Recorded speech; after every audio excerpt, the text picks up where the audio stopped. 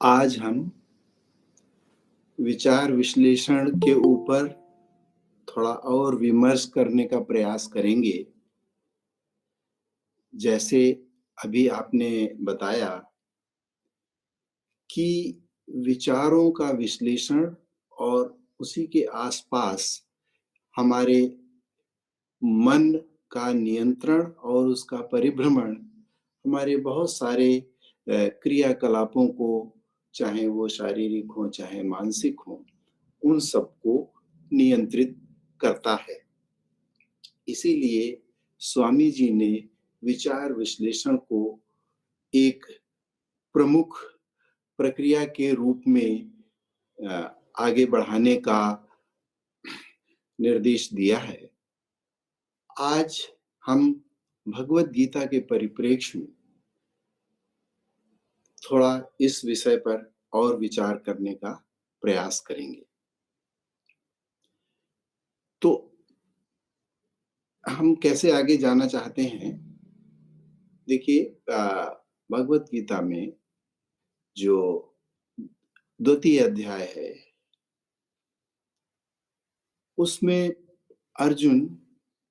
केशव से पूछते हैं, स्थित प्रज्ञस्य का भाषा समाधिस्थस्य केशव, स्थित दीये किम प्रभासेत किमासीत व्रजेत किम। अर्थात जो स्थित प्रज्ञ है, जो शांत चित्त है, पुरुष हैं, उनका आचार विचार, उठना बैठना बोलना, ये सब किस प्रकार का होता है? तो इसके उत्तर में जो केशव ने उनको बताया, तो हम आज 5 श्लोकों के ऊपर जो है विमर्श करेंगे थोड़ा सा। तो सबसे पहले उन 5 श्लोकों को हम देख लेते हैं। यह सर्वत्राणि भी स्नेहस्तत्य तत्तत् प्राप्य शुभाशुभम नाभिनंदति न द्वेष्टि तस्य प्रज्ञा प्रतिष्ठिता। विषया विनिवर्तन्ते निराहारस्य देहिनः रस वर्जम रसोप्यस्य परम दृष्ट्वा निवर्तते। यततो हि कौन्तेय पुरुषस्य विपश्चितः इंद्रियाणि प्रमाथीनि हरन्ति प्रसभं मनः तानि सर्वाणि संयम्य युक्त आसीत मत्परः वसे हि यस्य इंद्रियाणि तस्य प्रज्ञा प्रतिष्ठिता।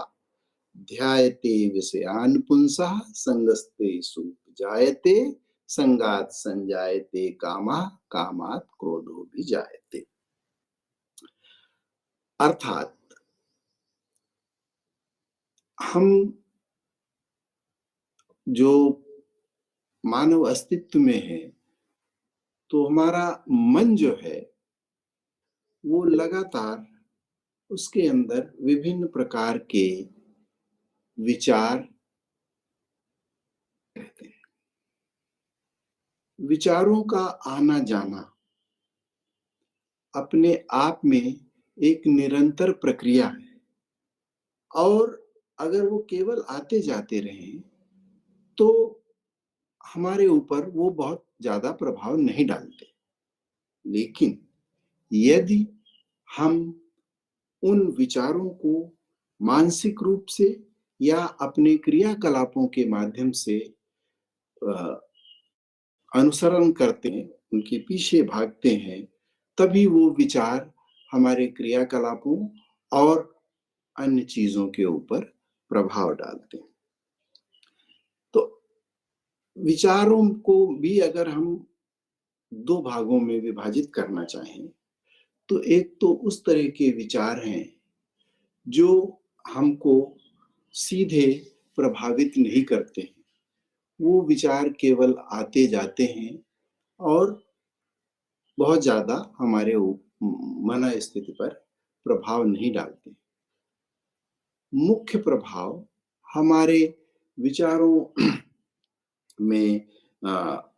उन चीजों का होता है जो हमारे जो इंद्रियां हैं, जो हमारे चक्षु, जो मेरे कर्ण, स्पर्श, जो ये मेरी इंद्रियाँ हैं, उन सारी इंद्रियों से रिलेटेड, उनसे संबंधित जो विचार होते हैं, वही विचार हमारे मन से उत्पन्न होकर के हमारे क्रियाकलाप पर प्रभाव डालने का प्रयास करते हैं। तो केशव ने अर्जुन को बताते हुए ये बताया कि ये बहुत सामान्य प्रक्रिया है कि जो एक सामान्य पुरुष है, वो अपने जो ये इंद्रियों से संबंधित विचार मन में उत्पन्न होते हैं, उन विचारों का अनुसरण करना, उनके विचारों से जो कामनाएँ उत्पन्न होती हैं, जो डिज़ायर्स उत्पन्न होती हैं, उन इच्छाओं की पूर्ति के लिए प्रयासरत रहना। किंतु जब हम मानसिक स्थिति से अपने को कॉन्शसनेस की ओर ले जाने की कोशिश करते हैं, जब हम अपनी प्रज्ञा यानी ज्ञान को प्रतिष्ठित करने की कोशिश करते हैं, तब हमको इस विषय में ये विचार करने की आवश्यकता होती है कि क्या हम इन विषयों के पीछे भागते रहेंगे जिनका कि कोई अंत नहीं है, या कि हम इस पर बुद्धिमत्तापूर्वक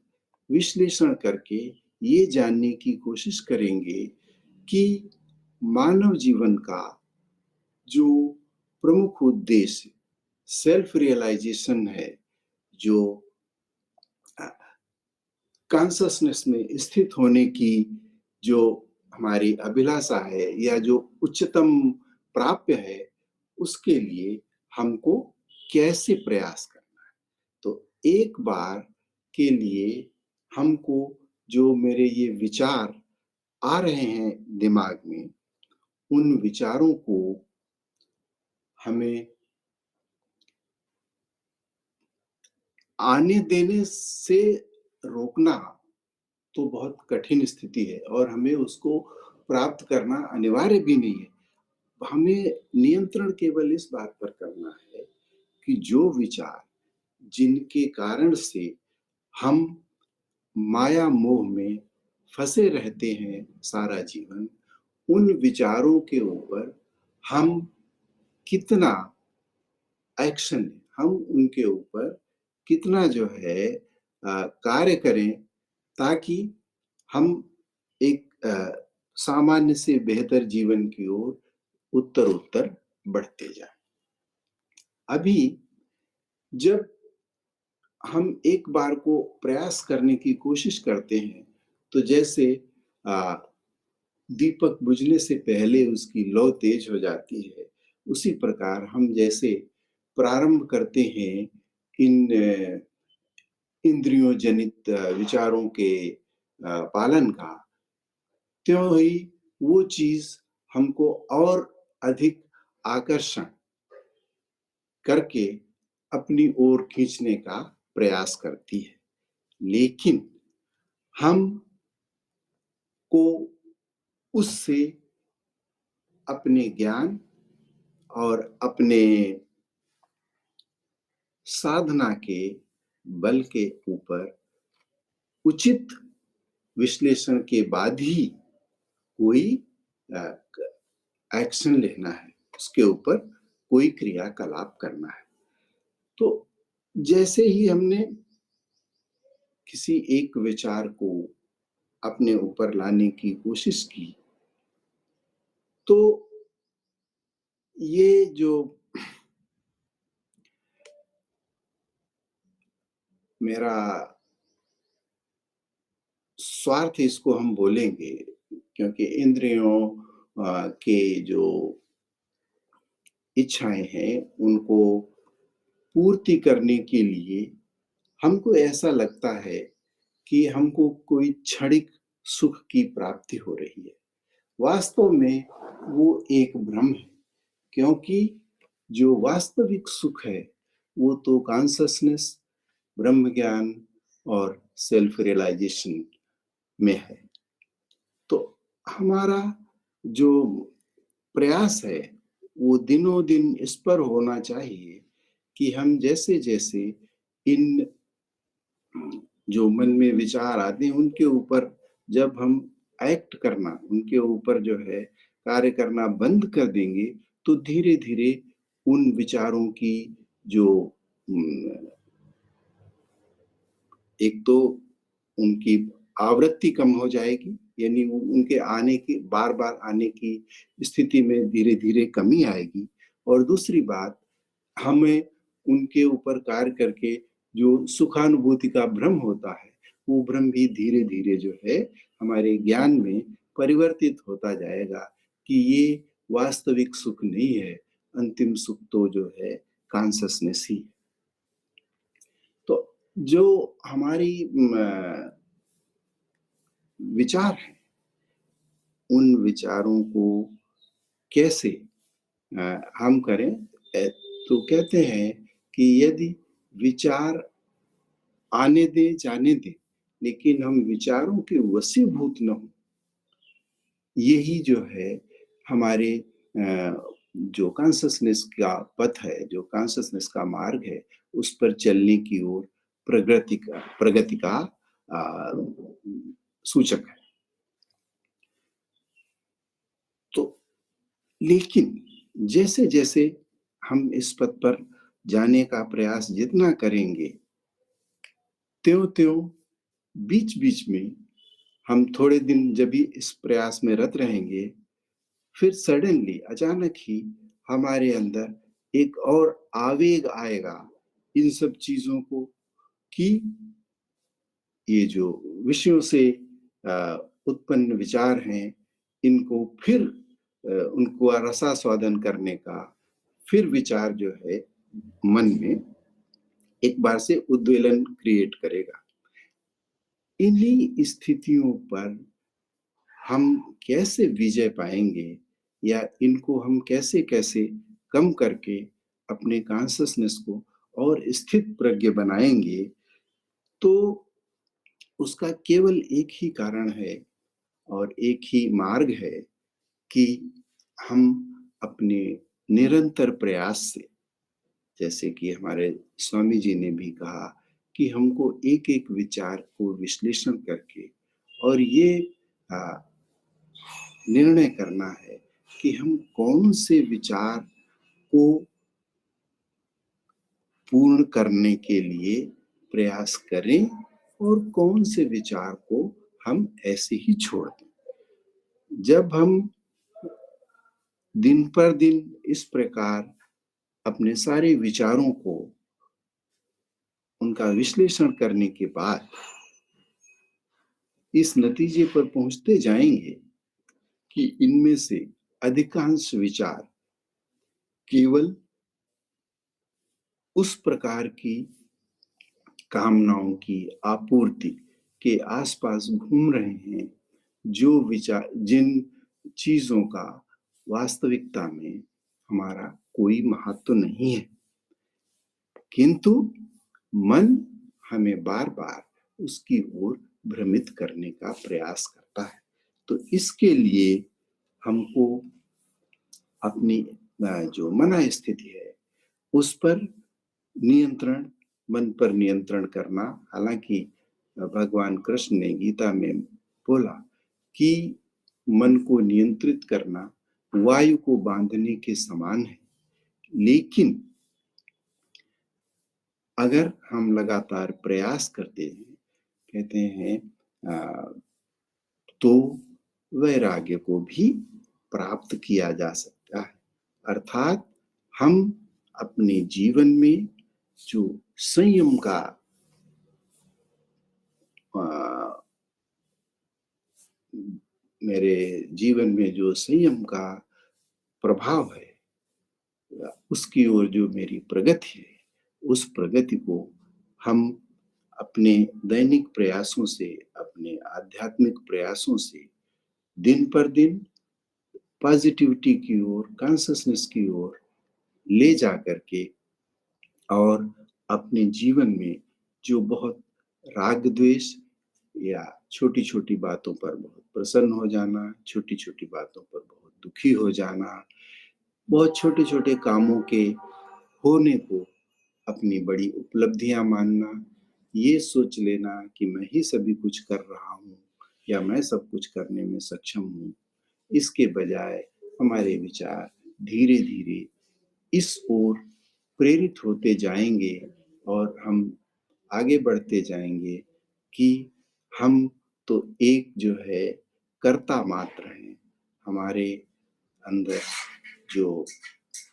अ, प्रमुख या जो सबसे महत्वपूर्ण चीज़ है, वो तो केवल मेरा कॉन्शसनेस है और वो कॉन्शसनेस ही हमको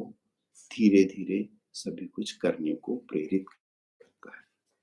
हम जब अपने सारे पूर्व जन्म के और इस जन्म के किए हुए पाप कर्मों जिनको हम सिन एक्ट्स कहते हैं, उनके फलों का भोग भी इससे धीरे-धीरे कम होगा और हम जैसे-जैसे जो है इस प्रक्रिया में आगे बढ़ेंगे, तो हम अपने आचरण में संयम का प्रभाव दिन पर दिन देखते जाएँगे और तभी हमारी जो बुद्धि है, वो स्थिर होगी, जिससे हम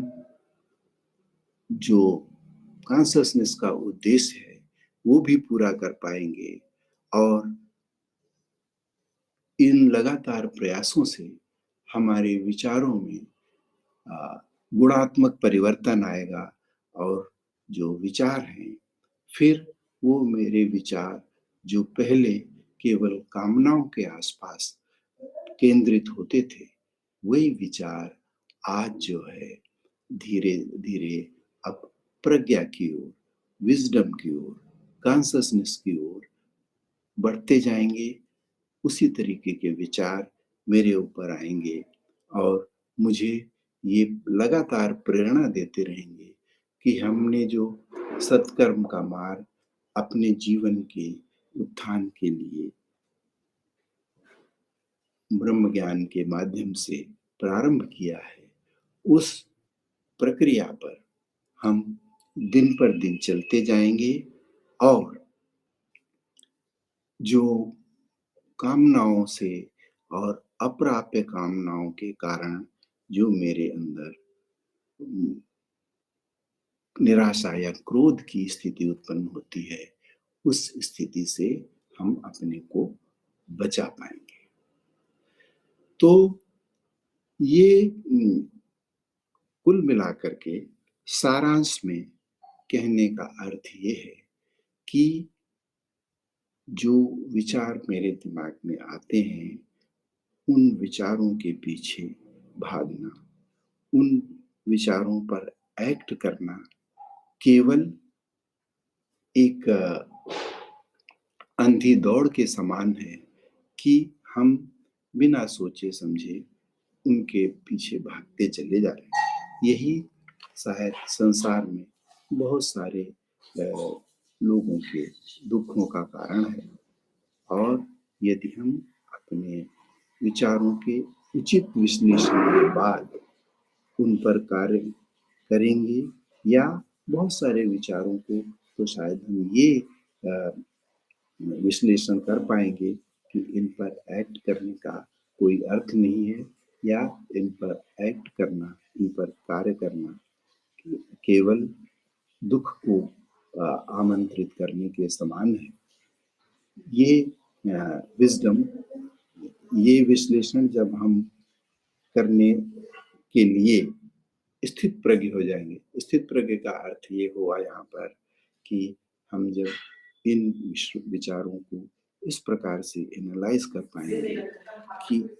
तथ्य क्या है और असत्य क्या है, वही हमारे लिए सच्चे मार्गदर्शक और हमारे जीवन दर्शन और कॉन्शसनेस की ओर प्रगति के लिए उत्तम मार्ग होगा। शायद मैं अपनी बातों को थोड़ा आपके विचारों में ये डालने में अगर सक्षम हूँ कि आप जभी भी हम जैसे स्वामी जी ने बोला हमको कि हम विचारों का अपना विश्लेषण करने के बाद ही कोई एक्ट करेंगे। इसमें यदि इस परिप्रेक्ष्य से एक और आपको उसका परिप्रेक्ष्य मिले, तो मैं समझूँगा कि मेरा थोड़ा प्रयास सफल हुआ। वाल्गवलमुडन्।